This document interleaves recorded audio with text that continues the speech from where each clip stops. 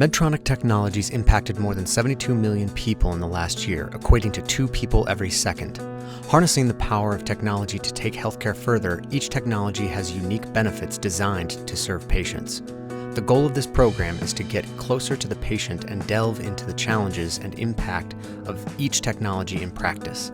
This is the Medtronic MedEd learning experience.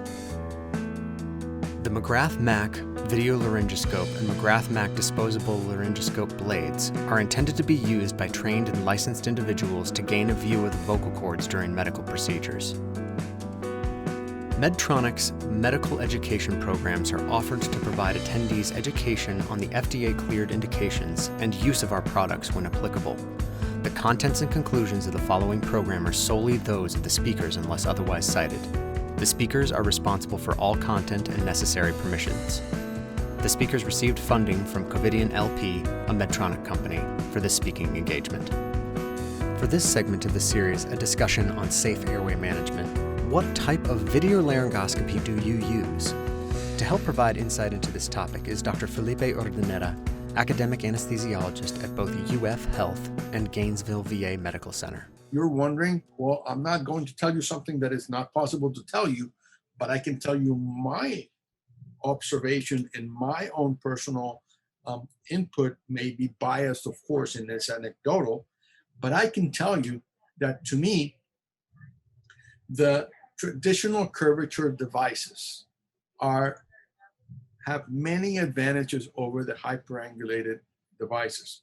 Despite the fact that I use them both and I have access to both, at the end of the day, if you make me choose one, I prefer to use one that has a normal curvature. And I'm going to explain to you why in a second. But I think the issue is the traditional curvature has many advantages. Number one, it's actually a device that we're more familiar with. And to me, that I train with people that are non-anesthesiologists, and I also work with them. Many of them happen to be respiratory therapists.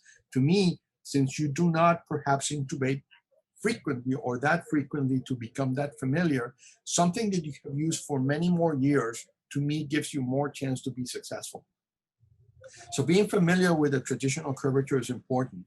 The other thing is basically, even though that's hard to prove at the present time, it decreases the chance of trauma, which is an important source of adverse events when we're using these techniques of video laryngoscopy. And more importantly, it gives me the capability to have dual capability, because I can use one of these devices with conventional curvature, both as direct and indirect laryngoscopes. But I cannot use a hyperangulated blade as a direct laryngoscope. So if the airway is soiled or has blood secretions, whatever there, and I cannot use directly into the mouth, because the normal and curvature, the engineering of that blade would not allow me to look directly inside the mouth. Now, is there evidence of this? Well, it's basically evidence starting to come out. This is a study that was published in India in a journal of ENT from India. And in this one, they actually looked at the glottic view with video laryngoscope from 0 to 70 degrees. That is a normal Miller blade to basically a hyperangulated blade. And what they concluded was that the glottic view was equal with both type of blade. So the angle made no difference for the degree of mouth of glottic opening. What was more important was the fact that with the indirect, and that what I mean by indirect is that you don't have to establish a direct path, but you're looking at it at a screen, was the most important factor for the exposure of the larynx, proving once again that perhaps this is a step ahead in terms of the evolution of airway management. Another thing is that traumatic intubation, which is something that's important and something to consider, has been less reported with normal curvature blades compared to hyperangulated blades. We've had no instances, and I knock on wood here in my institution, of soft palate or pharyngeal injuries when we use normal curvature.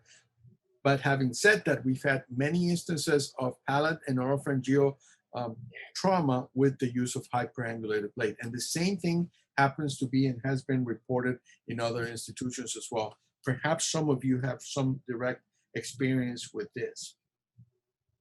Now, I think it's important at this point to make a pause, because I know that some of you might be thinking something that I haven't touched, and I cannot help but actually mention in your week that you guys have played an important and very pivotal role in this, which is the basically the care of patients with coronavirus.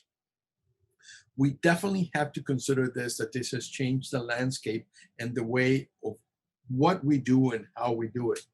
But basically, we went from this is the way we used to dress ourselves to perhaps handle an airway, and now we have to dress differently with many layers of protection, et cetera, et cetera. And one of the things that has basically remained kind of unanimous from the start of this pandemic and the recommendations of the different professional societies is that it is preferable or more recommended to use indirect laryngoscopy, video laryngoscopy for the intubation of COVID patients. Multiple reasons why. Among them happens to be the fact that you are less close to the patient because you're looking at a screen perhaps, and you can basically maintain what's called mouth-to-mouth distance, which decreases the chance of healthcare worker exposure.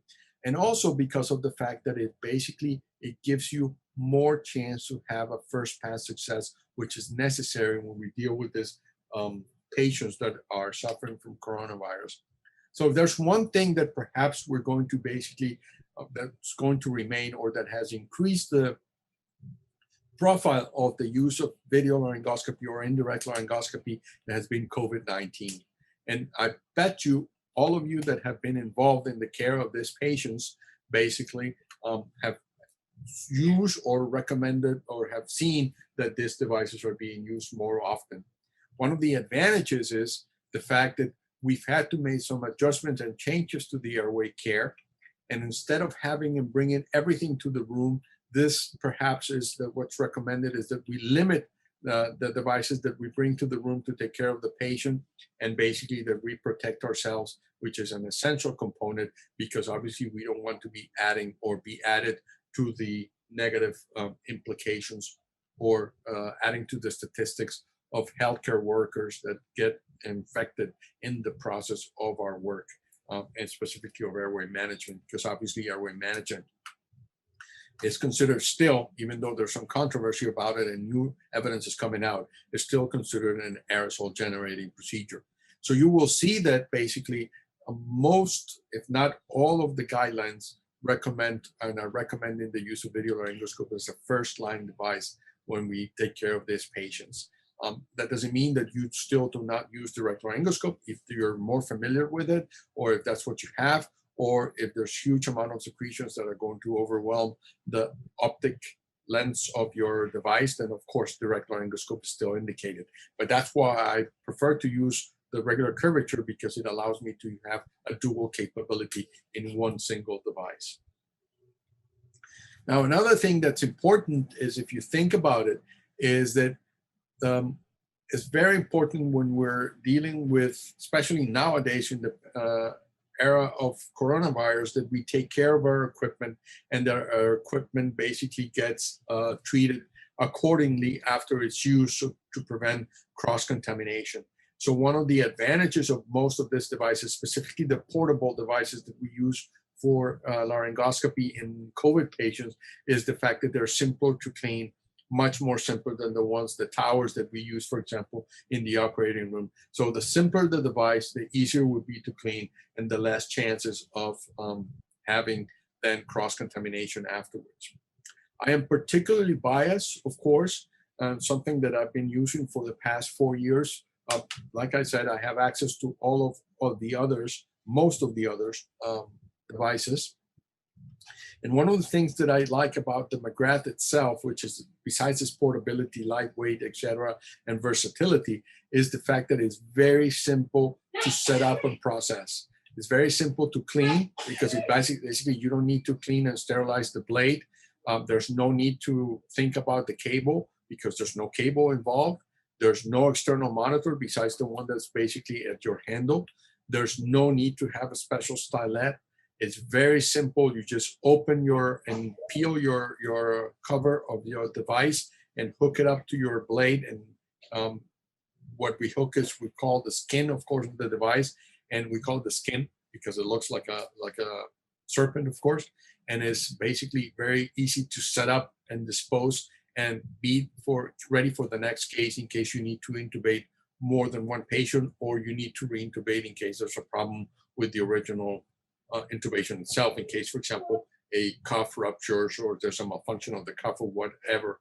And then the other thing that we like is as well, very important to consider, is that the cost is decreased. In fact, is the same cost that we pay for disposable direct laryngoscopy equipment. So to me, that's ideal because we obviously have to be mindful about the economics of what we do. Other devices, and I'm not going to get into names because it's not the purpose of this talk here today, that have cable and monitor, and some people prefer them because they have beautiful screens and high definition 4K, et cetera. They're a little bit more cumbersome. They're very good. I really like them as well, but they're a little bit more cumbersome to use, especially nowadays with in the pandemic coronavirus era. This is something to consider. Obviously, they require to clean and re-sterilize the blade. They need to clean or sterilize external monitor in case there's one of those towers.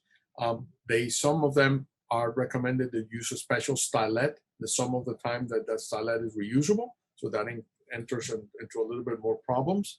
And you need to basically the same setup. You need to unpack it, et cetera, but it takes a little bit more time before you are ready to use it again, either with the same patient or with another patient, like I alluded to before. So to me, something that's portable, lightweight, easy to clean, easy to use, and that basically a lot of people are familiar with it, is the most ideal device that we have. So it's perhaps worth wondering, and here to end up here today, is it the standard of care? And I think the bottom line is that video laryngoscopy, even though it has not been defined as the standard of care, it has become a new standard. But I think the issue of it is the right equipment, but at the wrong time, because economy seems to be, and basically because they are more expensive than the use of direct laryngoscopy, at least a priori, first impression, then is the wrong device to use. So let's talk a little bit about economics, and then we'll basically conclude here today. And how are things, and then one of the things that I want to answer here today is whether indeed is more expensive than the use of direct laryngoscopy. So economy seems to be the biggest limiting factor for these devices, for them to not be used more often, or some people basically consider that they should not be used routinely, but rather only for emergency or rescue devices, et cetera, et cetera. Personally, I am biased and I think they should be used routinely. And the more you use it, the better you're going to get. And therefore you should be ready to use them at any time.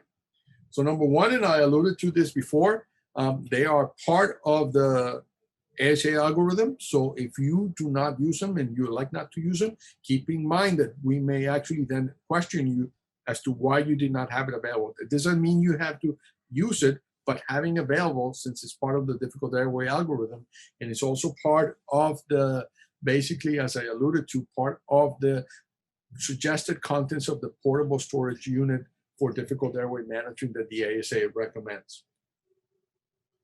Now, what we know about is the fact that if you use video laryngoscopy routinely, you will use less bronchoscopy equipment, use and repairs. For you guys that are very familiar with the bronchoscopy equipment, you know how expensive it is to process and clean those devices.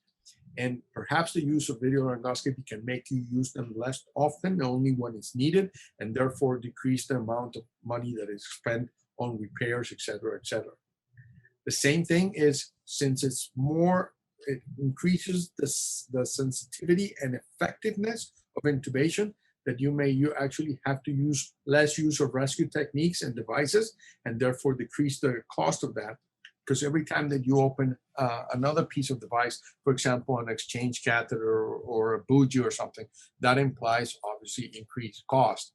So because they're very effective and they increase first pass success in most studies, then you may actually decrease the overall cost of intubation itself. Very important is that they do and will decrease the chances of medical legal mishaps and medical legal costs, because while they're not 100% foolproof, and they're not, and they were never meant and will never be to do that, they do decrease the chances of complications or the incidence of complications, and therefore help you in this regard. Nowadays, with our litigious society, then this is a very important issue.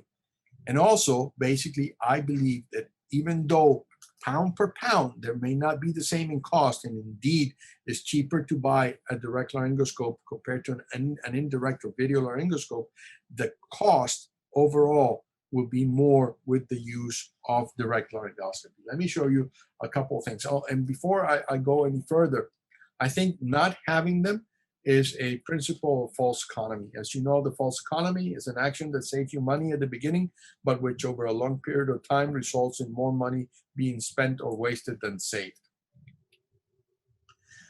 Portable equipment, and we are in charge of outside of the operating room airway management, and alongside with you guys, respiratory therapists, we respond to emergencies everywhere around the hospital. And so basically we need to have equipment that is easy transportable. So the issue came as to which one did I recommend or was better to buy. And you have, for example, 3 devices there, which is the CMEC and the Gainesville, and they are amazing devices. They're awesome. Recently released, et cetera. But the issue to consider is that with the price of that, I can buy approximately 5 of the McGrath laryngoscope. So to me, it made more sense to actually go with the CMEC, or excuse me, with the McGrath than the other device. Now, one of the things that we did is I work at a VA hospital, and the same level 3 institutions, there are 170 across the nation. And so I looked at all our operating rooms, et cetera. And we basically are responsible for 14 anesthetizing locations, that is 14 ORs that we run every day. So if we were to place a McGrath laryngoscope in each of the ORs, and you can basically add to this the emergency room, and you can add the MICU and SICU, et cetera, for my case, it was 14 places. Basically, the initial investment would have been $2.3 million, which is a tremendous amount of money. But for the same principle, 14 places, that means buying 14 devices. If I was to buy one of the other more expensive pieces of equipment, the initial investment would have been from 2.3 to $47.7 million. So to me, it's a tremendous amount of money-saving maneuver to get the cheapest and an excellent device that we have that's portable, that has a versatility and can be used by a lot of people that do airway management. Now, fortunately, we have been able to see that there's already studies on the issue of the cost of the direct laryngoscopy and video laryngoscopy. These are 2 studies, and I'm going to summarize it for you, and we're going to conclude here today. And basically what it was in 2 studies have shown that the cost with no difficult intubation of an average patient in North America was approximately $13,000. That is, the patient went to the OR for a surgical procedure. That was the average cost. But if you basically have a difficult intubation, that cost almost goes threefold to $33,000. Now, already alluded to that the chances of having difficult intubation is much decreased with the use of video laryngoscope. So there, you're starting to see that the video laryngoscope might be a cost-saving maneuver or technique, rather than being seen like a more costly. It's actually a cost savings maneuver. And in the second study, they went a step further. And I really like the study because what they did was, obviously, if you compare 1-to-1, the video laryngoscope is more expensive. But what they did was basically They looked at about 1,000 patients, and they found that if you count the number of complications with direct laryngoscope, made and sum up to about $400,000 for 1,000 patients in an institution. That's if you use direct laryngoscopy. That's complications related to intubation. But if you use video laryngoscopy, the cost is approximately 50% of that. So that means that while the video laryngoscope might be more expensive, in general, in the long term, will save you money.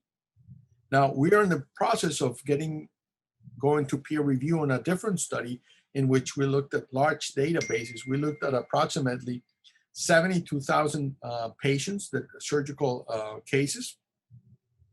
And with that, we showed that there was financial benefit. Video laryngoscopy showed benefit to $1,000 to $5,000 per patient. So that is, you save money with the use of video laryngoscopy.